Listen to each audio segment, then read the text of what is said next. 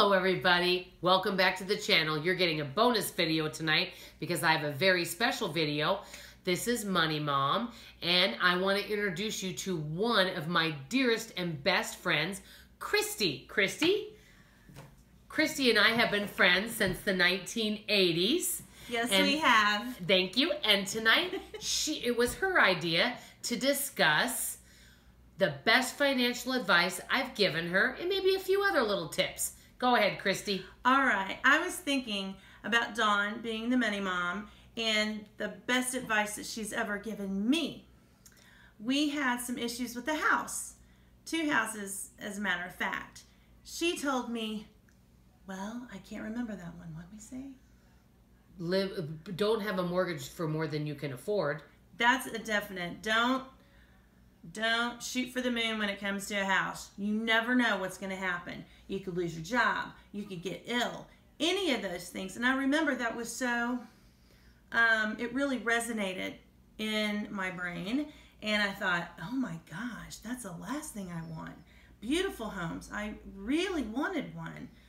But I didn't want to do that. I didn't want to have her house payment so high. And to also live off one income and use the other income for home repairs, car repairs, savings, investments. So live off one income and use the rest, that other income, for all those other types of things. Right. It sounds nice to have an awesome house, but when you get down to brass taxes, it's just not worth it sometimes. And Krisit, tell them whose home this is that I'm living in. This home belonged to my grandparents, and after they passed away, my mom and my 2 aunts were kind enough to sell Dawn this house, and it's been a big blessing. A lot of childhood memories I have here, and lots of neat things we enjoy talking about. So it's wonderful. Yeah. Thank you so much. And the best advice Krisit's given me, which I'm still learning, by the way, is, as you may be able to tell from my videos, even though this isn't about budgeting, I kind of struggle with being too kind. Can you believe people can be too nice and be a doormat? Well, I sometimes really struggle with that, about kind of not having boundaries and allowing people into my world that are kind of needy. And sometimes I just struggle with being too kind and not standing up for myself. And Krisit's been really trying to work with me on this issue. I still do need help with that. So please pray for me all, because I definitely could use encouragement in that area. You know, I think we could all use that kind of advice, because no one is able to tell everybody, you can't do that, and yes, I'll let you do that. Even myself, I mean, I'm a people pleaser. I love people, but there's also a part of me when it comes to my best friend that I'll die for her. And if it takes whatever it takes to make sure no one hurts her, is what I'll do, if I can get away with it. She's very protective, and we won't go into stories of why, but she's kind of gotten a little bit upset with other people and have told them what she thinks of them when anyone has gone and not been kind to me. Yes, I mean, you just, yeah, some things just, you think people should know how to treat others with kindness and respect and with dignity, but not so much. So if anyone's mean to Money Mom, I want y'all to stick up for me, okay? Anyway, one thing that Krisit will tell you that I kind of wasted money on, that I thought I was getting a good deal and I bought, that were 10 cents a piece. What did I buy, Krisit? Tons of, that I used maybe 2 of them. You came at me with this box of whiteout. Liquid paper whiteout. That was back in the day. Oh my gosh, look at this, that was such a good deal. And I thought, well, can I have a couple? Because I bet maybe you won't use all of them. I think I gave you a couple. You did. And I'm sure I used some of it. I might still have some. I don't know. And I know Krisit would love to share with you what it's like to be friends with me, and what am I really like. She's pretty kind, but she's also very fun. And she's pretty loud, and I'm pretty sure her whole neighborhood might know you or hear her. when she's I out don't front. have a filter all. I don't. Someone told me today that I didn't have an indoor voice. You think? Anyway. Really? What a shock. Really? Yes. Anyway, that's a whole nother long story. I have to interject. Go ahead. One of the funniest, after, 30 years of friendship, with her, being just in stitches every time we're together. And what was it? Was it Santa Claus? No, it was Mrs. Claus. We were in Oklahoma. It was wintry, cold. Went into this place. It was kind of like a Denny's.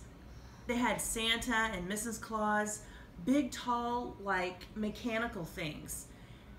And Dawn goes, and this is so sweet. She goes, "Well, look at you, Mrs. Claus," and her head falls off. And there was some. It was going like this. And I went to give it a hug, and the head actually popped off Mrs. Claus and rolled down the restaurant, the whole hallway of the restaurant. And a bunch of senior citizens were there, and they saw this head. One of the senior citizens was kind of like this.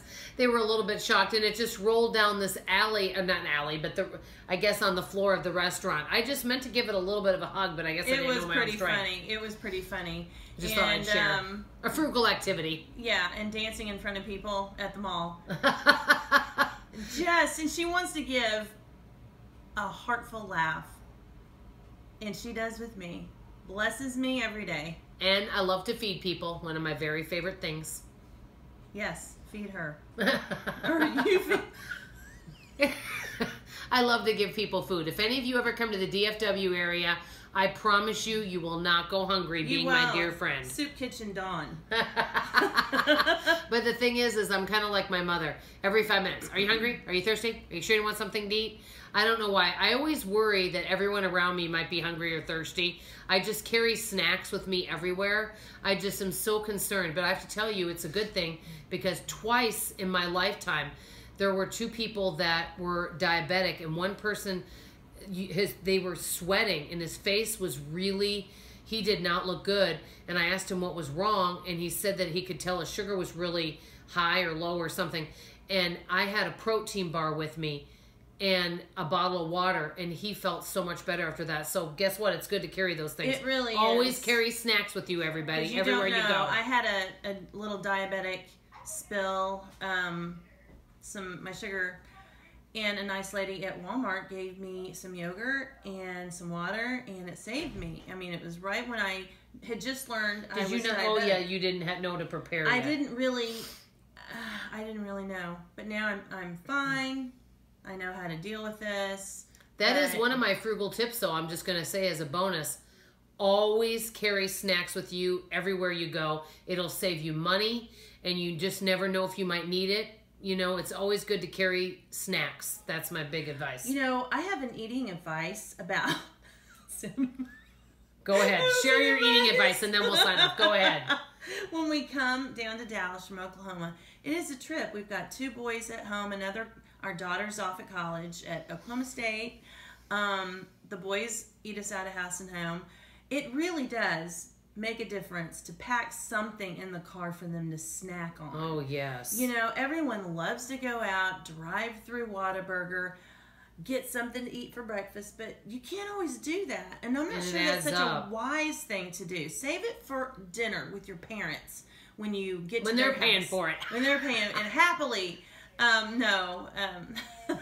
So anyway, pack a lunch, pack a snack, and exactly. Keep on trucking. Thank you, everybody. This is Money Mom signing off. I love you.